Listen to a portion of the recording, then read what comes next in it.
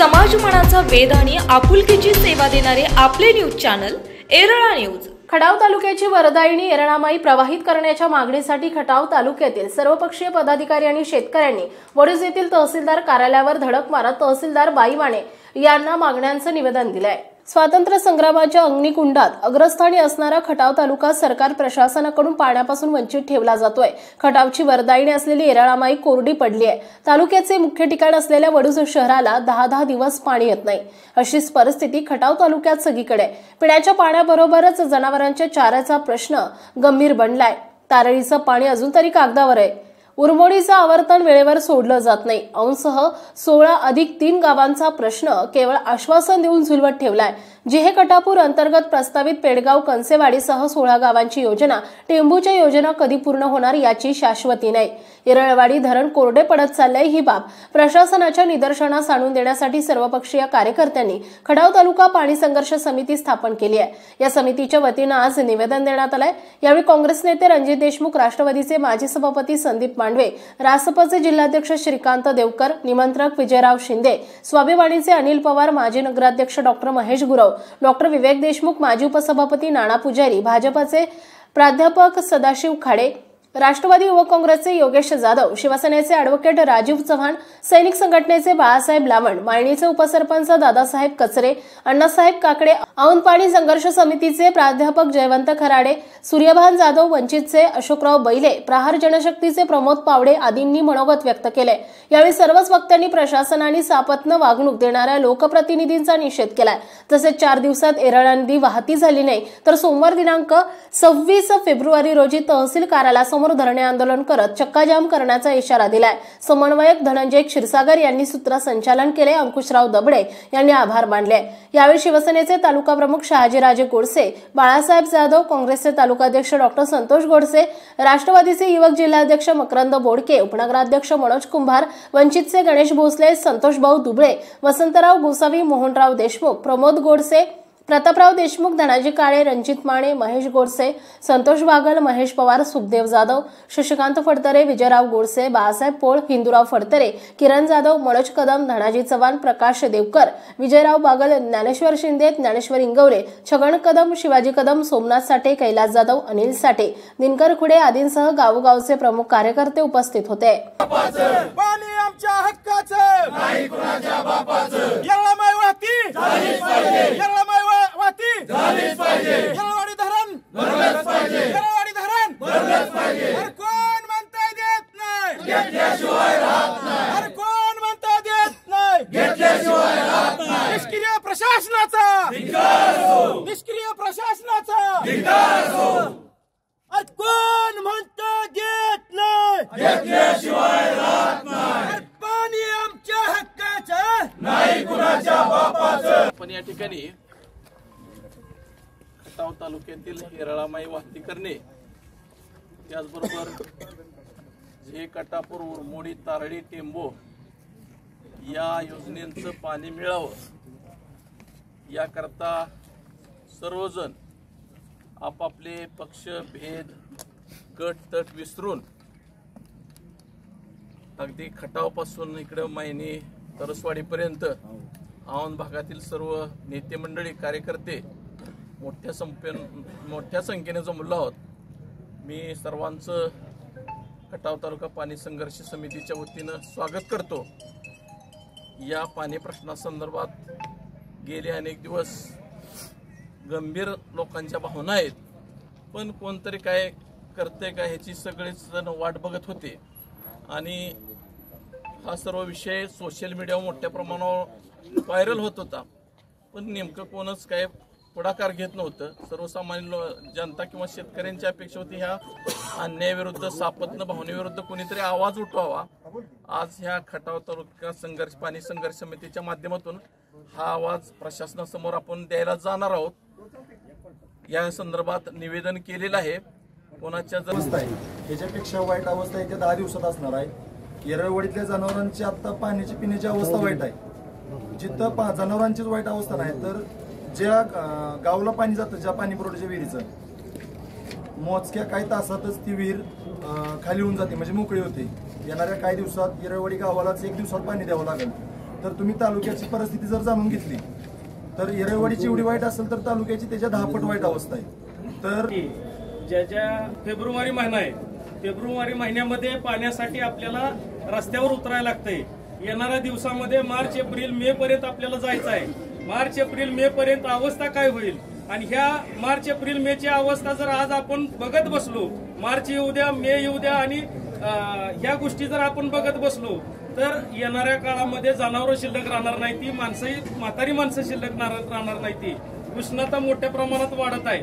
खटाव तालुक्यामध्ये सिंचनाचं स्तोत्राचं नियोजन करून ठेवलेलं आहे, पण त्या नियोजनात अनेक ठिकाणी असं पाणीच नाही. कुठल्या ठिकाणी आतापर्यंत फक्त उरमोडीच्या पाण्याला खाली जायचं आहे. दुष्काळग्रस्त शेतकऱ्यांच्या पोरांची स्वप्न मरायला लागलेली आहेत. आज ही तरुण पोरं मरायची वाट तुम्ही बघताय का? हा प्रश्न या प्रशासनाला आम्ही विचारायसाठी आज आलेलो आहे. मागच्या वेळेस औंध परिसरातील 20-22 गावांचा मोठा मोर्चा या तहसील कचेरीच्या प्रांगणामध्ये आम्ही घेऊन आलेलो होतो.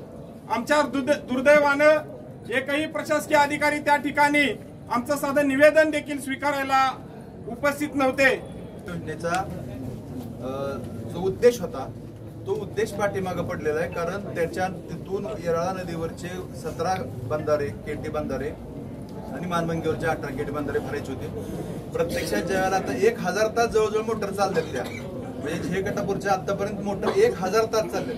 त्या 1000 तासापैकी 4 तास सुद्धा पाणी अजून खालच्या कोणत्याही बंधाऱ्याला मिळालेलं नाही. आतापर्यंत पाणी आलेलं आहे कुठपर्यंत? बुरकोडीच्या बंधाऱ्यापर्यंत जास्तीत जास्त शिरस्वस्ती बुरकोडी दोन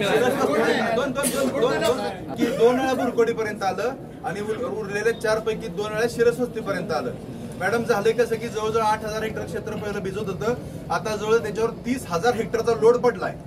म्हणजे कोरेगाव, खटाव आणि सातारा जिल्ह्यातली 49 गावं आणि मान भागातली 32 गावं, 81 गावाचा एकदम लोड पडल्यामुळे 30,000 हेक्टर क्षेत्र त्याच्यावर वाढीव झाल्यामुळे इथून पुढे हा वाद राहणार आहे.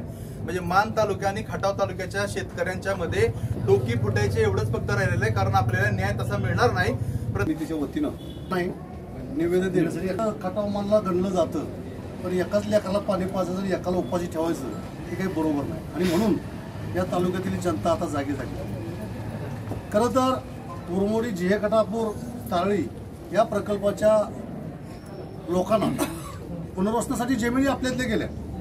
येरळवाडीच्या परिसरामध्ये जी गावं आहेत, बनपुरी, येरळवाडी, नडवळ, आंबवडे, पिंपरी, त्या गावाच्या जमिनी तिथल्या लोकांना पुनर्वसन समितीचं मनापासून मी स्वागत करतो. धन्यवाद आहे. माझं गाव येनपूर. आम्ही टँकरनं पाणी पितो. आज आम्ही टँकरनं पाणी पितो.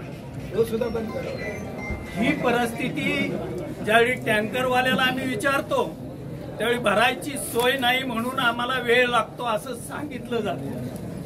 त्या पूर्व भागामध्ये एक 15-20 गावं आहेत की त्यांना टँकर शिवाय पर्याय राहिलेला नाही आणि टँकर भरायची सोय कुठंच नाही आणि येरळ्यात पाणी नाही म्हणून तिथं टँकर भरले जात नाहीत.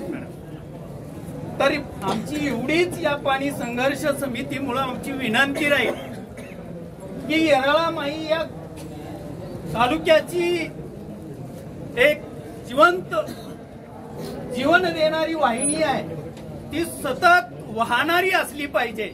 दिवसापूर्वी आपण खटाव तालुक्यातील वेगवेगळ्या संघटनेत, वेगवेगळ्या पक्षात काम करणारी सगळे प्रमुख पदाधिकारी आणि कार्यकर्ते हे एकत्र आलो आणि आज पक्ष, पार्ट्या, गट, तट, संघटना, मतभेद बाजूला ठेवून या खटावच्या मातीसाठी, या खटाव तालुक्यातील शेतकऱ्याच्या जीवन मरणाचा प्रश्न चालू आहे. या खटाव तालुक्यातील जनावरांच्या जीवन मरणाचा प्रश्न निर्माण झाला आहे. प्यायच्या पाण्याची सोय नाही. अशा परिस्थितीत आपण आपले पक्ष, पार्ट्या हे सगळं बाजूला ठेवून, राजकारणाचे जोडे बाजूला ठेवून आपण खटावच्या न्याय हक्कासाठी एकत्र येणं गरजेचं आहे. म्हणून आपण सगळेजण एकत्र आलो. ही आपली पिढी सुद्धा दुष्काळ आहे. जर का येरळवाडी धरण भरलं नाही, येरळामाई प्रवाहित झाली नाही आणि उरमोडीचं, ताळीचं, आवर्तनाचं जे आमच्या हक्काचं पाणी आहे ते आम्हाला मिळालं पाहिजे. आज बघितलं तर स्वातंत्र्य मिळावं यासाठी काय ठरलेलं आहे ते केल्याशिवाय सोडणार नाही आणि 100% खटाव तालुक्याला पाणी मिळाल्याशिवाय आपण गप्प बसायचं नाही. विसरलेले अनेक प्रश्न आपण उकरून काढलेत आणि त्या प्रश्नाला तिलांजली दिली होती राजकारण्यांनी. ते प्रश्न पुन्हा आगीच्या बक्षस्थानी आणून पेटवलेले आहेत. आपण त्या सगळ्या प्रश्नांची सोडवणूक केल्याशिवाय आपण गप्प बसणार नाही. या ठिकाणी गावोगावचे प्रत्येक गावचे 1-2 प्रतिनिधी आलेले आहेत आणि ते ह्या आपल्या स्वातंत्र्यानंतरच्या 75च्या वर्षानंतर महागाई काय आलं तर पाणी, पिण्याला पाणी मागायलेले. अशी भयंकर परिस्थिती असताना लोकप्रतिनिधी जाऊ द्या आणि कोणी जाऊ द्या, पण आपण तालुक्याचे प्रतिनिधी आहात, प्रथम नागरिक आहात. आपण सगळा सर्वे करावा की निश्चित येरळवाडी धरणात काय परिस्थिती आहे, येरळा नदी का प्रभावित नाही, ही सगळी परिस्थिती आपण स्वतः बघून त्या भावना कळवून ह्या 2 दिवसात येरळा नदी पहिल्यांदा प्रभावित करून येरळा धरण भरण्याचं काम आपल्या मार्फत झालं पाहिजे. आम्हाला माहित नाही की प्रतिनिधी काय करते, लोकप्रतिनिधी काय करते. प्रशासनाचं ऐकलं जाणार नाही. आमच्यावर गुन्हे दाखल झाले तरी चालतील. आमचा इतिहासच आहे हुतात्मा होण्याचा आणि आमचे वेडात वीर मराठे देवले ते 7 भोसऱ्याचा. त्यामुळे आम्ही त्यांच्या आदर्शावर या पुढचं आंदोलन निश्चित करू. मग त्यावेळेला तुम्ही जरी आता प्रशासनाचं चांगलं काम करत असला, आम्हाला न्याय जरी देणार असाल, तरी त्यावेळेला जर ह्या 4 दिवसात पाणी नाही आलं तर त्यावेळेला आम्ही कुणाचंही मॅडम ऐकणार नाही. त्या ठिकाणी जाऊ हितच करणार. मग कुणीही मध्ये आलं तर त्याच्या छताडावर बसून आम्ही पुढे जाऊ, पण पाणी आम्ही आणल्याशिवाय सोडणार नाही. आणि ह्या सगळ्या गोष्टी उरमोडीला गेलेलं पाणी अजूनपर्यंत आलेलं नाही. माननीय तहसीलदार मॅडम, परिस्थिती इतकी भयानक वर झालेली आहे. आपण बघतोय की आज सकाळी मी वरुडमध्ये एका शेतकऱ्याच्या बोर अधिग्रहणाच्या संदर्भात प्रशासनातले काय आपली लोक गेलेली होती, शेतकऱ्यांना सोसावे लागतात. आज 2-3 महिने झालं मागणी करून सुद्धा उरमोडीचं पाणी अजून आलेलं नाही. आता दादानी सांगितलं की मोटरा जोडलेल्याचं कारण प्रशासन देतंय. गेल्या वेळेला तर ऐन भरात आलेल्या ज्वारीला पाणी दिलेलं नाही, हातातोंडाला आलेली पिकं वाया गेली शेतकऱ्यांची. इतकी वाईट परिस्थिती आहे. भरलं पाहिजे का बाहेरचं भरलं पाहिजे याचा विचार होणं गरजेचं आहे. आमचं मत काय नाही, तुम्ही पाणी सांगलीला द्या, परंतु येरळवाडी धरण भरलं पाहिजे, ही महत्वाची भूमिका आहे. आत्ताच नाना पुजाऱ्यांनी सांगितलं काय ठिकाणी तहसीलदार मॅडम आता सांगितलं की 10 फुटाचा वन विभागाच्या हद्दीत असणारा रस्ता आमच्या खबारवाडीमध्ये होत नाही. कारण इतकं जे वन विभागाची इतकी मोठी अडचण असते, तर त्या ठिकाणी संबंधित शेतकऱ्यांना मोटरीचं बटन दाबायसाठी सुद्धा वन विभाग सोडत नाही अशी परिस्थिती आहे. त्यामुळे ते निघालेलं जे राजपत्र आहे ते कशा पद्धतीनं रद्द होईल या संदर्भात सुद्धा आपण पत्रव्यवहार करून पुढच्या आंदोलनाच्या दिशा होईपर्यंत आम्हाला त्यातनं मार्ग काढून द्यावा अशी तीव्र मांडलेले जास्त काय पासून येनकुळपर्यंत आणि कलडोन परिसर, त्याच्यानंतर औंस 20 गाव, तारळीमधले मायनी परिसरातील गायगाव, ह्या सगळ्यांची गेल्या 10 वर्षापासून आम्हाला पाणी द्या अशी मागणी आहे. ह्यातली एकही मागणी आपली आज अखेर मान्य झालेली नाही. ठीक आहे, ती मागणी मान्य झालेली नाही, परंतु येरळवाडी जी प्रवाही आहे आणि येरळेमध्ये आपल्या हक्काचं पाणी आहे, जे आपल्या हक्काचं आहे आणि जे मिळायला पाहिजे तेही आपल्याला मिळालं नाही अशी वस्तुस्थिती आहे.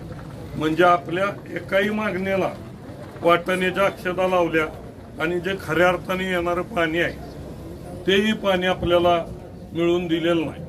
म्हणून आज या ठिकाणी मी ह्या तालुक्यातील सगळे पक्ष आणि सगळ्या संघटना ह्या आपल्या येरळा प्रवाही करण्याच्या दृष्टीने आणि आपल्याला पाणी मिळण्याच्या दृष्टीने आपण सगळे सामील झाला. मी त्यांना मनापासून धन्यवाद देतो. या अभयारण्याचा जो विषय तोही आपल्याला हटवावा लागेल, तोही सगळ्यात महत्वाचा विषय आहे. म्हणून ह्या सगळ्या गोष्टीमध्ये आपण सगळे या ठिकाणी पक्षीय आणि सत्ताधारी लोकांनी सुद्धा ह्या तालुक्याच्या शेतकऱ्यांच्यासाठी या ठिकाणी आपले जोडे बाजूला ठेवून या निवेदनात सहभाग घेतलेला आहे. मी मनापासून त्यांना धन्यवाद देतो. येरळा न्यूजसाठी प्रतिनिधी शरद कदम आणि मुल्ला वडूज. आपल्या भागातील महत्त्वाच्या बातम्या पाहण्यासाठी आजच आमच्या येरळा न्यूज चॅनलला यूट्यूबवर सबस्क्राईब करा आणि बेल आयकॉन प्रेस करा.